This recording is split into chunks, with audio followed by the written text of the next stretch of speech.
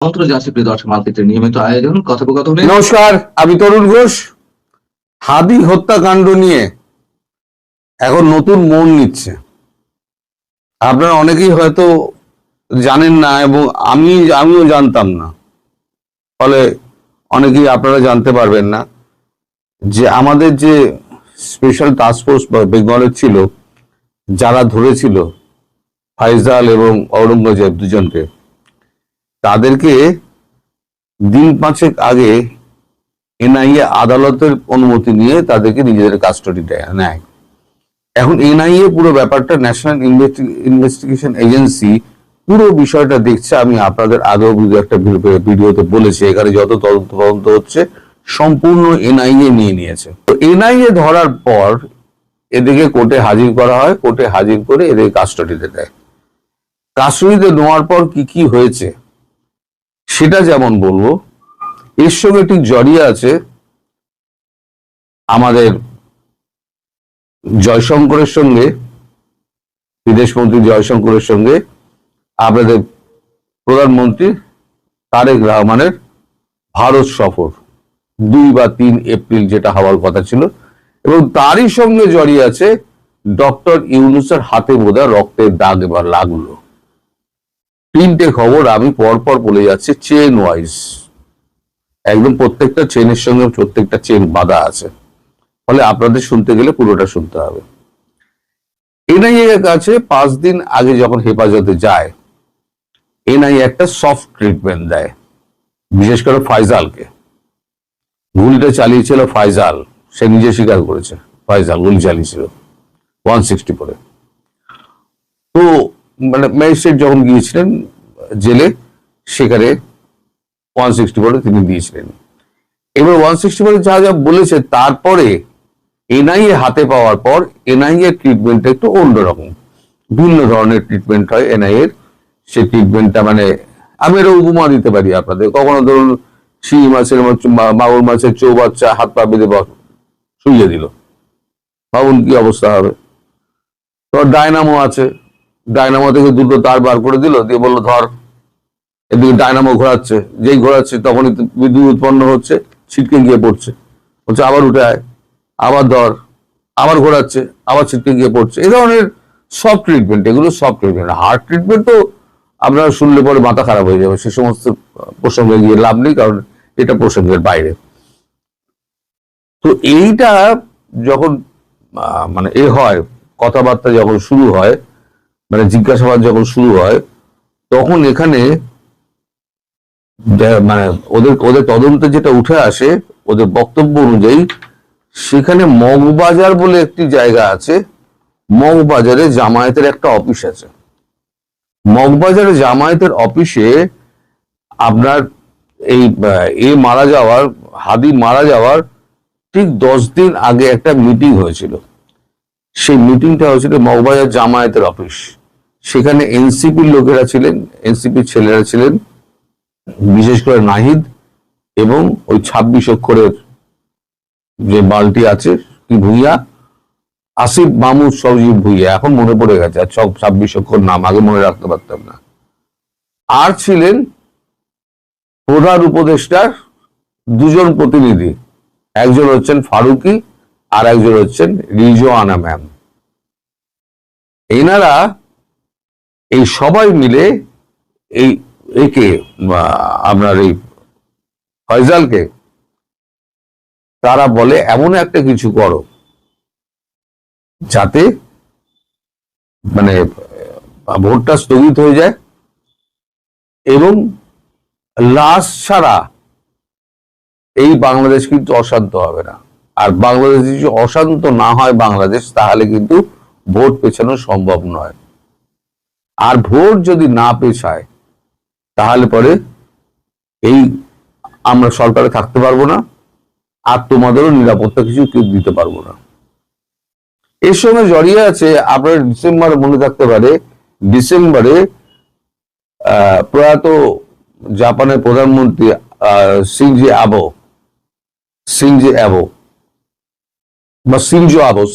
আবে, তার স্ত্রী, প্রয়াত স্ত্রী, তার একটা হেলথ অর্গানাইজেশন আছে, হেলথ এনজিও, তিনি ঢাকায় এসেছিলেন। এসে তিনি তখন উপদেষ্টা ছিলেন আমাদের মোহাম্মদ ইউনূসকে তিনি একটা সফরের আমন্ত্রণ জানান জাপানে, যে আমাদের অর্গানাইজেশনে এসে আপনি ভাষণ টাষণ দেবেন।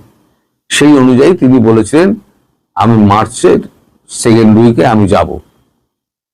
তখনই একটা প্রশ্ন উঠেছিল, মার্চের সেকেন্ড উইকে উনি যাবেন কি করে? 12 তারিখে তো নির্বাচন, তাহলে মার্চের সেকেন্ড উইকে উনি যাবেন কি করে? কিন্তু তিনি এ নিয়ে কোনো উচ্চবাচ্চা করেননি। তিনি জানতেন যে নির্বাচনটা আমাকে কোনোভাবে ঠেকাতে হবে, ফলে হাদিকে মারাটা খুব জরুরি ছিল। হাদিকে মেরেছে এই ফয়জাল, বাইক চালিয়েছে হচ্ছে অরঙ্গজেব। ফয়জালের সঙ্গে আগে তার পরিচয় ছিল, ফয়জাল সঙ্গে সঙ্গে যাচ্ছিল, হঠাৎ বন্দুকটা বার করে দা মুখে মেরে দেয়। এবার কেন করলো, কে এর পেছনে আছে, উদ্দেশ্যটা কি, সেই উদ্দেশ্য বিদেয় সমস্ত কিছু ফয়জালের মুখ থেকে বেরিয়ে গেছে। এবার যখন গতকালকে তাকে আদালতে প্রেজেন্ট করা হয়েছে, তার আগে তাকে বলা হয়েছে তুমি যা এখানে আমাদের লিখে দিলে, যা তোমার এখানে লেখা হয়েছে, সই হয়েছে, এর বাইরে তুমি যদি একটা কথা বলো তাহলে সোজা নিয়ে গিয়ে এনকাউন্টার করে দেবো, একটা বনে জঙ্গলে এনকাউন্টার সুন্দরবনে নিয়ে গিয়ে করে দেবো, যেখানে তোমার বাঘে খেয়ে নেবে, তোমার দেহাংশ পাওয়া যাবে না, আর এদেশে তোমার কেউ নেই, তুমি মানে বেড়া টপকে এসছো এখানে অবৈধভাবে, তোমায় কেউ সরকারিভাবে তোমার দেহ দাবিও করতে পারবে না। সুতরাং বুঝতে পারছো, আমাদের কথা যদি শোনো তাহলে পরে প্রাণে বাঁচবে, আর হয়তো তোমরা যা বিচার হবে তোমার বাংলাদেশে বিচার হবে, সেখানে যা ম্যানেজ করার তোমরা করবে, আর যদি আমাদের হাতে মুক্তি পেতে হয় তাহলে পরে যা তুমি লিখেছো সেটাই গিয়ে তোমার আদালতে বলতে হবে। ভারতের উদ্দেশ্য হচ্ছে এই ইউনূস এন্ড কোম্পানি এবং এই যে জামাত এবং এই চক্রটা আছে, এই চক্রটা ভারত বিদ্বেষী কাজ করতে গিয়ে এবং নিজেদের দখলে বাংলাদেশটাকে রাখতে গিয়ে কি কি চক্রান্ত করেছিল সেটা ইন্টারন্যাশনাল মিডিয়ার সামনে তুলে ধরা। এটি কিন্তু ভারতবর্ষ করবে, ইন্টারন্যাশনাল মিডিয়ার সামনে করবে, কিন্তু এখনো অপেক্ষা করছে। কেন অপেক্ষা করছে, এবার সে প্রসঙ্গে আসি। আপনাদের আমি অনেক আগে বলেছিলাম যে 2 অথবা 3 এপ্রিল আমাদের জয়শঙ্করের সঙ্গে প্রধানমন্ত্রীর সঙ্গে দেখা করতে আসতে পারেন তারেক রহমান। এখন সেই রকম কথাবার্তা চলছে, এটা বহু আগে বলেছিলাম, একটা কথাবার্তা চলছে। তারেক রহমানকে আমন্ত্রণ জানিয়েছেন প্রধানমন্ত্রী নরেন্দ্র মোদী এবং সাদর আমন্ত্রণ জানিয়েছেন। তারপর দিন যায়, এর মধ্যে মানে যতগুলো শর্ত ছিল সেই শর্ত থেকে কিন্তু বিএনপি ধীরে ধীরে ধীরে ধীরে সরছে। কোন শর্তই কিন্তু ভারতবর্ষের মানছে না, একটা চোখে ধুলো দেওয়ার ব্যাপার করছে। কিন্তু ভারতবর্ষের কূটনীতিকরা, অনেক বড় বড় কূটনীতিক, তারা বুঝতে পারে যে কি করতে চাইছে আর কি হতে চলেছে। ফলে গতকালকে আপনাদের রাষ্ট্রদূত রিয়াজ হামিদুল্লাহ, বাংলাদেশের রাষ্ট্রদূত ভারতে এখন অবস্থান করছেন, তাকে ডেকে এই ভারতের উষ্মার কথা তাকে পরিষ্কার জানিয়ে দেওয়া হয়েছে যে বিএনপি যেভাবে চলছে তাতে আপনারা মনে করবেন না দীর্ঘদিন ভারত এই বিএনপির পাশে থাকবে। এখনো ভারত সময় দিচ্ছে, ভাই শুধরে যাও, এরপর কিন্তু ভারত সময় দেবে না। ফলে এখন যা করার তাই করুন। এখন এই যে আপনার তারেক রহমানের আসার ব্যাপারটা ভারতবর্ষ কিন্তু খুব শৈথিল্য দেখাচ্ছে। মানে প্রধানমন্ত্রী নরেন্দ্র মোদী হয়তো 2-3 এপ্রিল হয়তো ওনাকে না ডাকলেও ডাকতে পারে, কারণ যদি আপনি আমার কথা না শোনেন, আমার পরামর্শ অনুযায়ী যদি আপনি না চলেন, আপনাকে যে কারণে আপনার বাংলাদেশে ফিরিয়ে আনা হলো, যে 10টি কারণে পয়েন্টে আপনি সই করলেন, সেইগুলো যদি আপনি অমান্য করেন, তাহলে পরে আপনাকে আমরা সাহায্য করব কেন, কোন পরিপ্রেক্ষিতে সাহায্য করব, সেটা কিন্তু একটা বড় প্রশ্ন হিসেবে দেখা দিয়েছে। ফলে তারেক রহমানের এই 2-3 এপ্রিল ভারতবর্ষের সফর কিন্তু এখনো পর্যন্ত অনিশ্চিত। আমি বলবো না যে হবেই না, কিন্তু এখনো পর্যন্ত অনিশ্চিত। ভবিষ্যতে কি হতে পারে সেটা পরের কথা, কিন্তু তার ভারতবর্ষের যে উষ্মা, সামান্য দর্শক, অবস্থা দৃষ্টি মনে হচ্ছে জামাতের যে সম্ভাবনাগুলো রয়েছে, সম্ভবত সমস্ত সম্ভাবনার দ্বার ধীরে ধীরে বন্ধ হয়ে যাচ্ছে। যে বিষয়গুলো তাদের জন্য ইতিবাচক ছিল সে বিষয়গুলো নেতিবাচক হয়ে যাচ্ছে, এবং অতীতে তাদের যে বিপদ বিপত্তি ছিল দেশের রাজনীতিতে, এদেশের অর্থনৈতিক কর্মকাণ্ড চালাতে এবং এদেশে স্বাভাবিক যে জীবনযাপন করতে তাদের যতটুকু সুযোগ সুবিধা ছিল, সম্ভবত পরিবেশ এবং পরিস্থিতি আগামীতে এমন অবস্থায় চলে আসছে যে তারা নিঃশ্বাস নেওয়ার জন্য আল্লাহর কাছে প্রার্থনা চাইবে। একটা একটা করে বলছি কেন এরকম হলো, এই কাহিনী আগে বলছি। আমার কাছে যেটা মনে হয় কি জানেন, এই পৃথিবীতে একটা অতি আধ্যাত্মিকতা একটা বিষয় থাকে। আপনি আমি পরিশ্রম করি, কর্ম করি, ফল ভোগ করি, এটা স্বাভাবিক, কিন্তু এত কিছুর উপরে যে আল্লাহ আছেন, ফেরেশতাকুল আছেন, নবী রাসূল আছেন, ময়মুরব্বী আছে, মানুষের দোয়া এবং আশীর্বাদ এবং মানুষের অভিশাপ, এই জিনিসগুলো যে আছে, এবং এইগুলো ইতিবাচক হলে আপনার জীবনের যে গতি আসে, নেতিবাচক হলে আপনার জীবনের গতি আসে ঠিক এরকম যে আপনার অনেক সুন্দর একটা গাড়ি আছে, ধরুন আপনার একটা অডির একেবারে A8L আছে, হাইয়েস্ট গ্রেডের গাড়ি, কিন্তু আপনি যদি ভালো ফুয়েল না দেন চালাতে পারবেন না। আপনি যদি ভালো রাস্তা না পান চালাতে পারবেন না, ড্রাইভার ভালো না হলে সেও চালাতে পারবে না। তো এরকম মানে কমফোর্ট। আবার ধরুন আপনার একেবারে কিছুই নেই, আপনি শুধু পায়ে হাঁটা পথ, কিন্তু আপনার শক্তি আছে, সামর্থ্য আছে, যেটা আল্লাহর দেয়া নিয়ামত।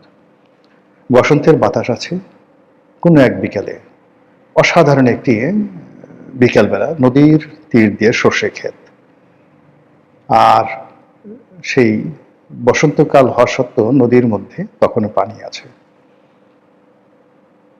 পল্লী বধূরা সেই নদীতে গৃহকর্ম করছে, মানে কেউ থালা বাসন মাজতে আসছে, কেউ পানি নিতে আসছে, কেউ গোসল করতে আসছে, ছেলেমেয়েরা গোসল করছে, গেরস্তরা সেই যাকে বলা হয় গরু পানি খাওয়াচ্ছে, গরু গোসল করাচ্ছে, এরকম একটা গ্রামীণ দৃশ্য। সেই দৃশ্যের মধ্যে আপনি নদীর তীর দিয়ে মেঠো পথ দিয়ে বহুদূর যাচ্ছেন, 10 কিলোমিটার 20 কিলোমিটার, আপনাকে ক্লান্তি স্পর্শ করবে না। এবং ওই যে যাত্রা, এই যে আমি বলছি, ঠিক আমি ওইরকম দৃশ্যের মধ্যে আমি যাতায়াত করেছি বহুবার। তখন যে আমার বাড়ি সদরপুর থেকে ইষ্টপুর আমার নানা বাড়ি, সেই সদরপুর গাং ধরে চলে গেছি, গাঙের তীর ধরে, কখনো টের পাইনি এরকম। তো এখন এরকম জীবনের অনেকগুলো বিষয় থাকে, স্রষ্টার দোয়া আশীর্বাদ, এগুলো মানুষের জীবনকে যে কোনো অবস্থাতেই, যাকে বলে আপনার যত খারাপ অবস্থা থাকুক না কেন আপনি সুখী হবেন। আর স্রষ্টার যদি আশীর্বাদ না থাকে, আল্লাহ যদি নাখোশ হন, তাহলে আপনি যখনও যে অবস্থায় থাকেন না কেন আপনার সমস্ত সুখ শান্তি মুহূর্তের মধ্যে উধাও হয়ে যাবে। তো আল্লাহ যে বিষয়গুলো খুব ঘৃণা করেন, প্রথমত হলো যে কেউ যদি আল্লাহর সঙ্গে প্রতারণা করে, আল্লাহর নাম ব্যবহার করে, আল্লাহর সাথে অহংকার করে এবং আল্লাহর দোহাই দিয়ে তারা অপকর্ম করে, মানুষের যে বিশ্বাস ভালোবাসাকে তারা পুঁজি করে আল্লাহকে ব্যবহার করে, কিন্তু মনে মনে মুনাফিকি আব্দুল্লাহ উবাইয়ের মতো এই ধরনের কাজ আল্লাহ রাব্বুল আলামিন এতটা অপছন্দ করেন যে তাদের রিজিকের দরজা বন্ধ করে দেন। অপমান, লাঞ্ছিত এবং ঘাটে পথে জুতো পেটা করার থেকে শুরু করে ওই সকল মানুষ ঘরে ঘরের বাইরে উঠতে বসতে অপমানিত হন যারা এই ধরনের কাজ করে। আপনি দেখেন তো মিলে কিনা, আমি এই সমাজে কার কার দিকে আপনি তাকাই দেখেন যে সবকিছু আছে, তারপর সব লোক পয়েন্ট আউট করে বলতেছে এটা একটা বদমাইশ, এটা একটা খারাপ, এটা একটা চুল্লু, এটা একটা পুল্লু, এই কথাগুলো বারবার বলা হচ্ছে। কাদের ক্ষেত্রে, কেন? এখানে ওই যে বললাম। দ্বিতীয়ত হলো কেউ যদি অহংকার করে, ক্ষমতায় বসছে, ওয়ালা তামশি ফিল আরদি মারহা ইন্নাল্লাহা লা ইউহিব্বু কুল্লা মুখতালিন ফাকুর। আল্লাহ বলছে তোমরা আমার এই জমিনে অহংকার করে হাঁটো না, তোমার পায়ে এত শক্তি হয়নি যে তুমি একটা লাথি দিয়ে আমার জমিন ফাটিয়ে ফেলতে পারবে, কিংবা একটা লাফ দিয়ে পাহাড়কে ছাড়িয়ে যেতে পারবে।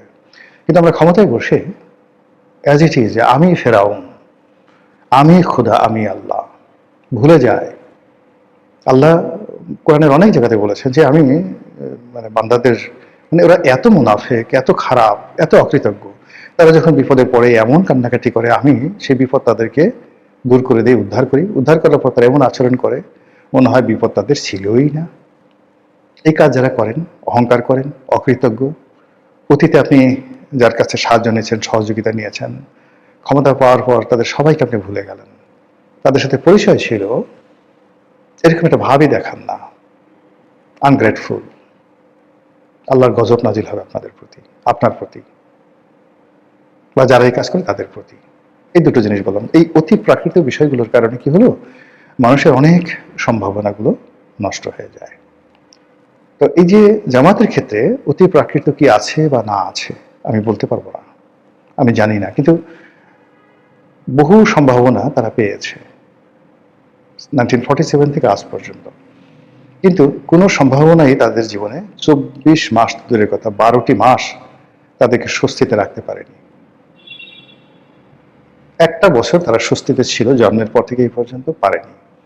তাদের কোনো একটি মানুষ এই দল এত দীর্ঘদিনের বাংলাদেশে, ভারতে, পাকিস্তানে রাজনৈতিক অঙ্গনে পরিচিতি পেয়েছেন, সর্বজন শ্রদ্ধেয় হয়েছেন। অনেকের সঙ্গে রাজনৈতিক বিরোধিতা থাকতে পারে, কিন্তু তার রাজনৈতিক প্রজ্ঞা, তার মেধা, সমস্ত ব্যাপারে মানুষজন সম্মান করে, এরকম কোনো সিঙ্গেল ঘটনা তাদের নেই।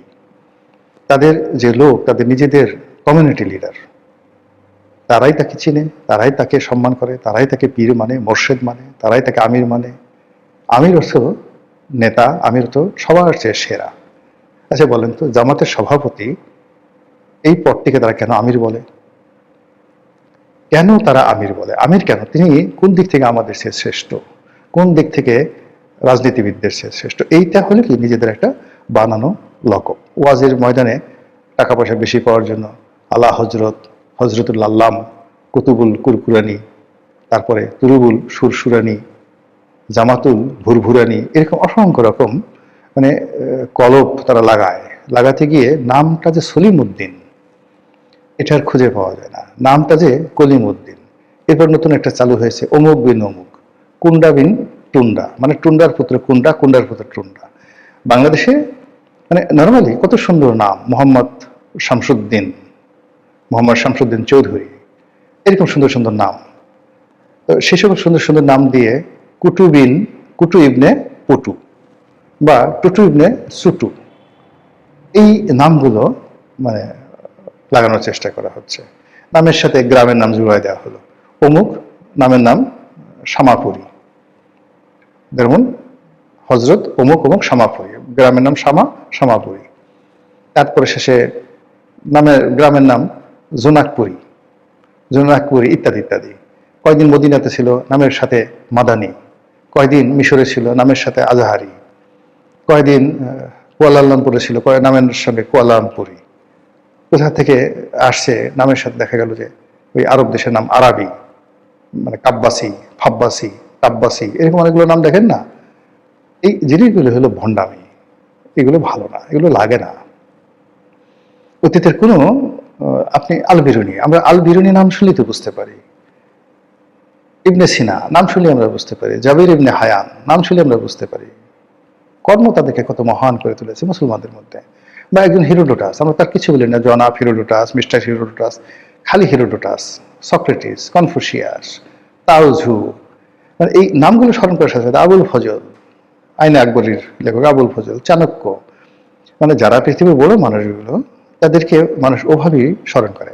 যেমন তারেক রহমান সাহেব আছেন, বা আমরা যারা রাজনীতি আসছি, আমরা যদি গ্রাম দিয়ে যাই, যদি ছোট ছোট বাচ্চা পোলাপান বলে যে ওই যে রনি যাইতেছে, ওই যে তারেক যাইতেছে, এটাই আমার জীবনের সবচেয়ে বড় সফলতা, তারেক রহমান সাহেবের সাথে মানে তারেক রহমানের সাহেবের সফলতা। গ্রামে রাস্তাতে হাঁটতেছি বা মোটরসাইকেলে যাচ্ছি, এই 3 বছর 4 বছরের পোলাপান চিনে ফেলছে, উলঙ্গ খেলতেছে, এই রনি রনি রনি রনি যায়, রনি যায়, রনি যায়, রনি যায়। আবার আমি যখন দাঁড়ালাম, সবাই একটা দৌড় দিয়ে সে পালাই গেল ধান ক্ষেতের মধ্যে। ও দৃশ্য, ও সৌন্দর্য আপনি না দেখলে বুঝতে পারবেন না, অসাধারণ। তো এইভাবে ঠুতুবি লাগে না, এই জিনিসগুলো লাগে না।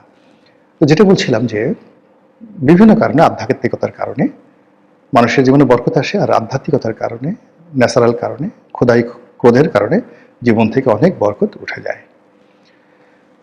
জামাতের ক্ষেত্রে কি হয়েছে আগে বলছে আল্লাহ জানেন, আমরা জানি না। কিন্তু এখন এই যে সময়টাতে যে বিপদ এবং বিপত্তিগুলো চলে আসছে, বিএনপি মানে রাষ্ট্র ক্ষমতায় তারেক রহমান বসার পরে জামাতকে যেভাবে শ্রেণী শত্রু মনে করছে এবং জামাতকে নানাভাবে কাট্টুস করার জন্য, সাইজ করার জন্য তারা যে কর্মগুলো করছে এবং জামাতকে নাজেহাল করার জন্য জামাতের আমির থেকে শুরু করে অন্যান্য যে সমস্ত লোকজন তাদের শীর্ষ নেতৃবৃন্দ রয়েছেন তাদের ক্যারেক্টার অ্যাসাসিনেশন যেভাবে হচ্ছে এর পেছনে মদত আছে। যারা এই ধরনের কাজকর্ম করছে, সরকার হাতে এমন মেশিনারিজ আছে, সরকার যদি চাইতো যে তার বিরোধী দলীয় নেতাদেরকে তারা প্রোটেক্ট করবে, তাদের সম্মান বাঁচাবে। তার কারণ হলো আমি পার্লামেন্ট নেতা হিসেবে বসে আছি, আমার অপোজিটে একজন ক্লাউন বসে আছে, সং বসে আছে, ভং বসে আছে, এটা তো আমার জন্য সম্মানের না। কাজেই জামাতকে যদি সম্মানিত করতে চায় রাষ্ট্র, বিএনপি, এটা তাদের বিরুদ্ধে যে অপপ্রচার হচ্ছে এটা দূর করতে সরকার লাগবে জাস্ট ম্যাটার অফ